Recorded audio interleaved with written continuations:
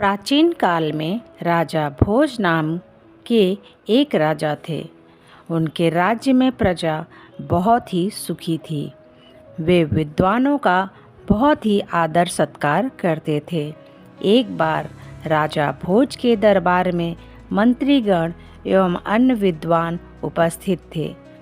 तभी वहाँ एक बालक ने आकर राजा को प्रणाम किया। राजा ने बालक से वहाँ आने का कारण पूछा। बालक ने कहा, राज, मैं आप लोगों से कुछ प्रश्नों का उत्तर जानना चाहता हूँ। आपके दरबार में कई विद्वान पुरुष हैं। मुझे आशा है कि मेरे प्रश्नों का उत्तर यहाँ अवश्य मिल जाएगा।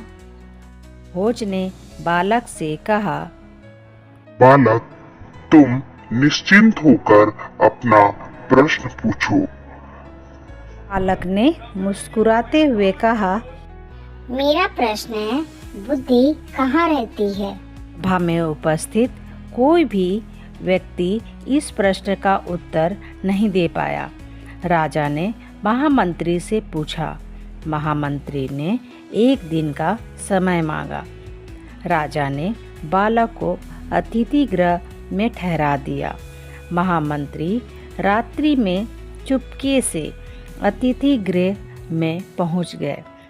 उसने बालक को 1000 स्वर्ण मुद्राएं देकर प्रश्न का उत्तर जान लिया। अगले दिन दरबार में राजा ने मंत्री से कहा, मंत्री जी, पूछे गए प्रश्न का उत्तर दीजिए। मंत्री ने कहा, हे राजन, बुद्धि श्रेष्ठ व्यक्ति में रहती है। बालक इस उत्तर से संतुष्ट हो गया। उसने उत्साहपूर्वक दूसरा प्रश्न पूछा। बुद्धि क्या खाती है? राजा समेत सभी विद्वान एक बार फिर चकरा गए।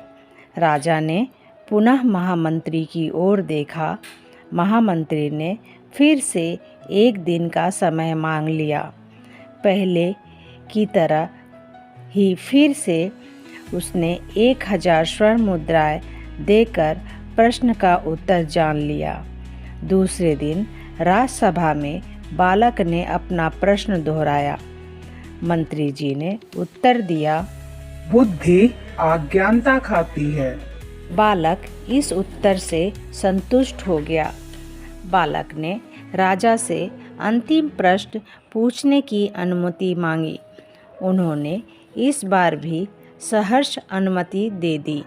बालक ने पूछा, बुद्धि क्या करती है? सभी विद्वानों ने अपने अपने ज्ञान के अनुसार उत्तर दिए। बालक ने सभी उत्तर सुने, लेकिन वह किसी से संतुष्ट नहीं हुआ। मंत्री ने इस प्रश्न का उत्तर देने के लिए भी एक दिन का समय मांगा। बालक मान गया।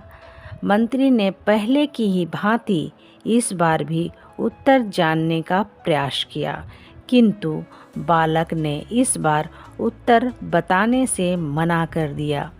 अगले दिन मंत्री जी सभी दरबारी एवं विद्वान दरबार में उपस्थित थे। राजा ने महामंत्री से कहा, आप तो बुद्धिमान हैं, प्रश्न का उत्तर दीजिए। मंत्री सिर झुकाए खड़े रहे। राजा ने बालक से कहा, तुम ही इस प्रश्न का उत्तर दो।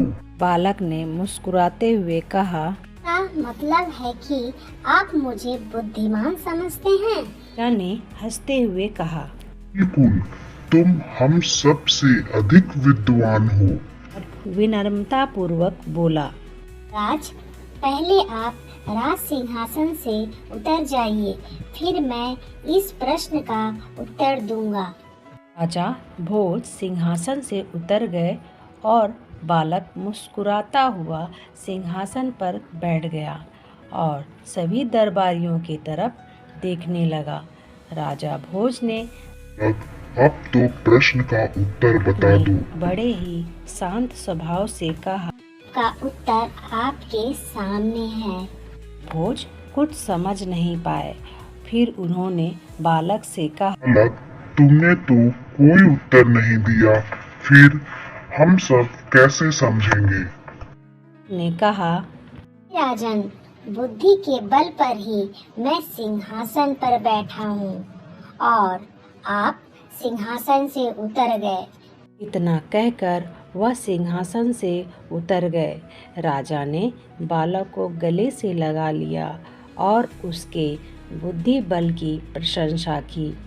बालक ने राजा को बताया कि वह निर्धन है, इसलिए विद्यालय नहीं जा पाता है।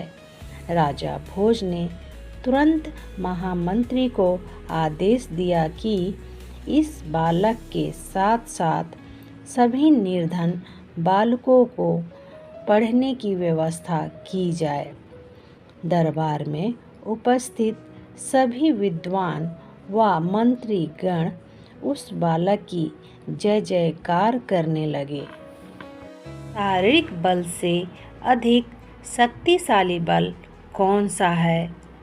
यदि आपसे यह प्रश्न किया जाए तो आप निसंदेह सोच में पड़ जाएंगे, लेकिन नहीं, आपको अधिक सोचने की जरूरत नहीं है। शारीरिक बल से अधिक शक्तिशाली बुद्धि बल है। बुद्धि बल से यह सब कुछ प्राप्त किया जा सकता है जो कि शारीरिक बल से पाने में व्यक्ति असमर्थ होता है।